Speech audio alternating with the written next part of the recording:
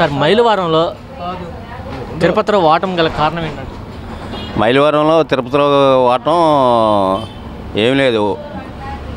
అతను సీటింగ్ చేసి దొంగ ఓట్లు వేయించుకుని ఏది ఎంప్లాయీస్ అన్న ఓటు అసలు ఇక్కడ వాళ్ళు కాదు వేయించుకున్నారు. అది వేయించుకుని వాళ్ళు ఏదో గెలిచామంటే ఎట్లా కుదురుద్ది మైలవరం? అయినా ఈవీఎంలు ఎక్కువ ఓటింగ్ వాళ్ళే ముందర పిల్లప్ చేసుకున్నారు. తిరుపతిలో ఓటింపు లేదు, జగన్ ఓడిపోతే కారణం ఏం లేదు.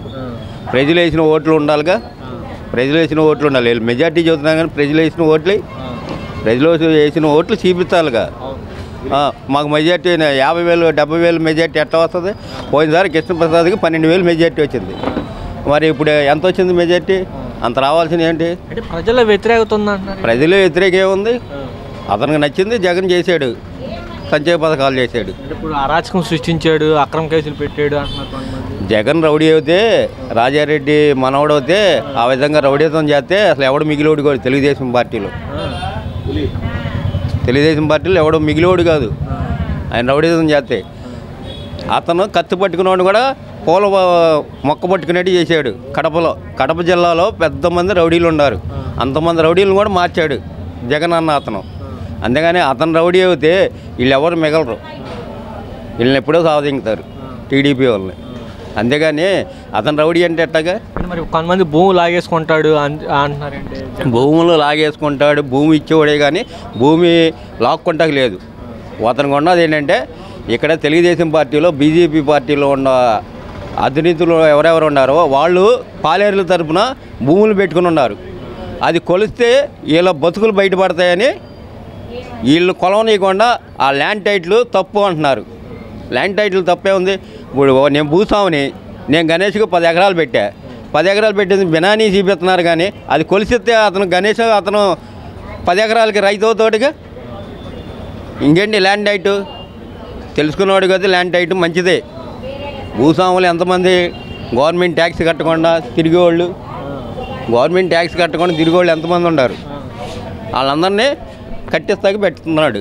కృష్ణా జిల్లాలో ఒక్క సీటు కూడా గెలవపడ కారణం. కృష్ణా జిల్లాలో ఈమెములకు ముందలే ఫీడ్ చేసుకుని ఉన్నారు. కలపత ఇదేంటి జగ్గేపేట ఫస్ట్ వస్తుంది అన్నారు. ఫస్ట్ ఎన్టీఆర్ జిల్లాలో ఫస్ట్ జగ్గేపేటలోకి వెళ్తుంది. మొత్తం ఇప్పుడు గెలిచిన అమౌంట్ని వాళ్ళు ఏం చేస్తున్నారు? మాకు ఇంత ఒక 70,000 మెజార్టీ వచ్చింది, 60,000 మెజార్టీ వచ్చింది అంటున్నారు. ఓడిపోయినోడు ఓట్లు వేయండి. అంటే వీళ్ళకి ముందలే గవర్నమెంట్ వచ్చేద్దని 1 లక్ష రూపాయలకి 5 లక్షలు ఇస్తున్నారు. 3 లక్షలకి 10 లక్షలు కూడా బెట్టింగ్ జరిగింది. మరి ఎందుకు జరిగింది అంటే వాళ్ళకి ఆల్రెడీ ముందలే గెలిచేస్తున్నాం 160 వస్తున్నాయని వాళ్ళే చెప్పేసుకున్నారు. అంటే మేము ఈ మిమ్మల్ని దొంగతనం చేయొచ్చు. ఇప్పుడు ప్రభుత్వం ఏర్పడింది. ఇప్పుడు జగన్మోహన్ రెడ్డి గారు కూడా మైలవరంలో కానీ అట్లా ఇప్పుడు కొన్ని చోట్ల కూడా అంటే అగ్రవర్ణాలు తీసేసి బీసీలకి చూడడం జరిగింది, మేమే గెలుస్తామని చెప్పుకున్నారు. ఇప్పుడు మైలవరంలో బీసీ అంతమందిలో జోగి రమేష్ అన్న అతను ఓడిపోయాడు. మైలవరంలో ఇక్కడ కమ్మోరు ఆదినీతి ఉంటుంది. అది మైలవరంలో ఇద్దరు కమ్మోరు అయితే వైసీపీని గెలుచుకుంటారు. అదే కమ్మోరు కాబట్టి బీసీని తిరుపతిరావుని ఓడితే తిరుపతిరావు మంచి ఓటు ఉంది, అతనికి కులం ఇది ఉంది, బీసీ అతను అంత మించేం లేదు. ఎంప్లాయీస్ ఓట్లు అన్నది వీళ్ళు కావాలం తప్పు చేసుకుని వాడు ఎక్కడి నుంచి వచ్చాడు? విదేశాల నుంచి ఎన్నాళ్ళ నుంచి రానోడు ఇవాళ వచ్చి ఓటేస్తాకి అటు అర్హత ఉందా లేదా చూడాలిగా గవర్నమెంట్. అంటే గవర్నమెంట్ వీళ్ళే, ఆ వీడియో వాళ్ళు వీళ్ళే, పైపెత్తు ఆఫీసర్లు కూడా వాళ్ళే. కొంతమంది ఏంటి రాజధాని కంప్లీట్ చేయబడడం వల్ల దానికి అదొక కారణం. రాజధాని కంప్లీట్ చేస్తాకి అసెంబ్లీలో మీరు వీడియో సోదరులే కాబట్టి అసెంబ్లీలో చూస్తున్నారుగా. రాజధాని ఎవడికి చెప్పి కొన్నాళ్ళు నూజివీడు అన్నాడు. కొంతమంది వెళ్ళి భూస్వాములు వెళ్ళి నూజివీడులో కొన్నారు. మరి ఎవడికి చెప్పకుండా నువ్వు రాజధాని చేసుకొని నీ బినానీ పేర్లతో ఎన్ని ఎకరాలు కొనుక్కున్నారు? ఇవాళకి ఏమన్నా నువ్వు ఏమైనా కట్టావా? నీ 5 ఏళ్ళు గవర్నమెంట్లో రాజధాని కట్టలేదే నిధులు తెచ్చి. ఇవాళ జగన్ కట్టలేదని నిందేస్తున్నందుకు జగన్ చెప్పి చేశారా? రాజధాని కొన్నారా? ఇవాళ అప్పటి నుంచి ఇప్పటి వరకు రైతులు స్వతంత్రం రానట్టు ఉండారు వాళ్ళు. రిషికొండలో జగన్మోహన్ రెడ్డి కట్టిన భవనం కొంతమంది ప్రభుత్వ భవనం అంటున్నారు. కాదు, జగన్మోహన్ రెడ్డి విలాసం కోసం కట్టుకున్నాడని చెప్పి కొంతమంది అంటున్నారు. మీ ఇప్పుడు జగన్మోహన్ రెడ్డి తాగుమోతాడు కాదు, తిరుగుమోతాడు కాదు జగన్మోహన్ రెడ్డి అన్నవాడు. తాగే ముందు కూడా రేటు తగ్గించి మిమ్మల్ని మానిపిస్తాను అని చెప్పాడు. కానీ అప్పుడు రుసువాహనాలు కట్టిన గవర్నమెంట్ ఎవడొస్తే వాడు వాడుకోమంటున్నారు. కానీ వీళ్ళు ఏంటి వాడు కట్టిన దాంట్లో మేము వెళ్తాం ఎందుకని వీళ్ళు మానుకుంటున్నారు. జగన్ ఏమైనా తిరుగుమోతూ తాగుమోతాడు అయితే ఓటర్లో తిరుగుతాడు. వీడు చంద్రబాబు నాయుడు లాగా దాన్ని వేసుకుని దీన్ని వేసుకుని ఓటర్లో తిరిగి ఈ యాసలు తెలుగుదేశం నాయకులు చేస్తారు. అంతమించి వేరే వాడు ఎవడు చేయడు. జగన్ అన్నవాడు తాగడో తిండో అది. బాబాయ్ 2 సంవత్సరాల్లోనే రాజధాని పూర్తి చేస్తాను మంత్రి నారాయణ అంటాడు. ఇప్పుడు నారాయణ బెనానీ పేరోడు. నారాయణ దగ్గర ఉన్న పాలేరులో 10 మంది ఉన్నారు. 10 మందికి వాడు బెనానీ, వాడు ఆస్తులు పెట్టుకున్నాడు. 2 సంవత్సరాలు కాదు, ఈ 5 ఏళ్ళ గవర్నమెంట్ అసలు రాజధాని అన్నది జరగదు.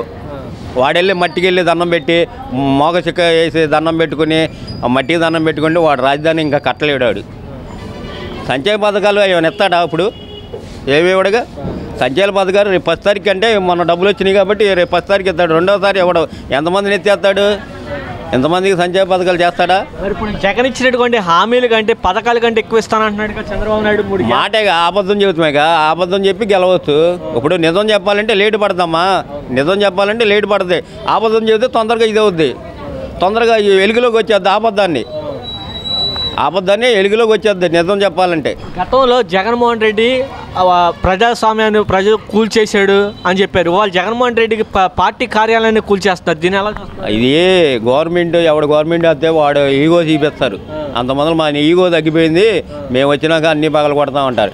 చంద్రబాబు నాయుడు గారికి ఇంటికి వెళ్తాకి ఎన్ని రోడ్లు మూసేశారు? జగన్ ఆయన పగలు కొట్టాడా? జగన్ ఏం పగలు కొట్టలేదుగా. జగన్ మంచి వ్యక్తి కాబట్టి ఆయన పగలు కొట్టలా. మరి ఈడీ వాళ్ళు ఏంటంటే పగలు కొట్టుకుంటున్నాడు. ఇప్పుడు ఎవడు ఈగో ఆడు ఉంటుంది, దానికి మనం తప్పనేదే లేదు. వాడు ఏం చేయలేక జగన్ ఇచ్చిన పథకాలను వాడు కనీసం అమలు చేసుకోమని గవర్నమెంట్ జనం అప్పచెప్పారుగా. భారీ మెజార్టీతో గెలిపించారుగా మీ ఎమ్మెల్యేలను కూడా. మరి గెలిపించినప్పుడు రేపు 10 తారీఖు నుంచి చేసుకోమను. ఇప్పుడు చంద్రబాబు నాయుడు మాట్లాడుతూ మారిన చంద్రబాబు నాయుడు మీ అందరూ చూస్తారు అంటున్నారు. ఎందుకంటే ఇంత మొదలు కూడా మా రోడ్డమ్మ ఢిల్లు కొట్టేసినప్పుడు కూడా బాబు వస్తే ఉద్యోగం వచ్చినట్టే, బాబు వస్తే జాబ్ వచ్చినట్టే. మరి బాబు వస్తే ఇల్లు పడదంగాడు. మరి మేమేవాడికి చెప్పుకోవాలి? ఇక్కడ ఈ రోడ్డు బారు ఇవన్నీ అది బాబు వస్తే జాబ్ వస్తుంది అన్నారు. బాబు వచ్చి ఇల్లు పడదంగాడు. మరి మేమేవాడికి చెప్పుకోవాలి? 2014లో సరే ఇప్పుడు గవర్నమెంట్ ఆయనకి ఇచ్చారు. బాగా భారీ మెజార్టీతో ఎమ్మెల్యేలు గెలిచారు. భారీ మెజార్టీతో గెలిచినోడు ఓడిపోయిన ఓట్లు చూపించమను. ఇప్పుడు తక్కువ పోలైతే ఎక్కువ మెజార్టీ ఎందుకు వచ్చింది అంటే వీళ్ళు ఆల్రెడీ ఈవీఎంలు అన్నీ ఎక్కడో కిక్కు కొడితే వచ్చేసినట్టు కిక్కు చూపించుకున్నారు. ఆ పాలన చూపిస్తారు. వాడు ఇప్పుడు పెట్టిన పథకాలన్నీ చేయమని మంచిగానే. జగన్మోహన్ రెడ్డి గారు ఈ మధ్యకాలంలో ట్వీట్ చేశారు, ఈవీఎంలు కాకుండా బ్యాలెట్ పేపర్ ద్వారా ఎలక్షన్ జరిగితే బాగుండు అంటున్నాడు. దీని మీద అది పొరపాటు. అంతమంది చంద్రబాబు నాయుడు ఓడిపోయినప్పుడు అదే డైలాగ్ అన్నాడు. ఇప్పుడు జగన్ అంటాం తప్పేముంది? అప్పుడు చంద్రబాబు నాయుడు కూడా ఈవీఎం తేడా అని అన్నారు. ఈవీఎంలు తేడా జగనే మోసం చేశాడు అన్నాడు. ఓడిపోయినోడికి ఒక్కొక్కటి ఉంటుంది.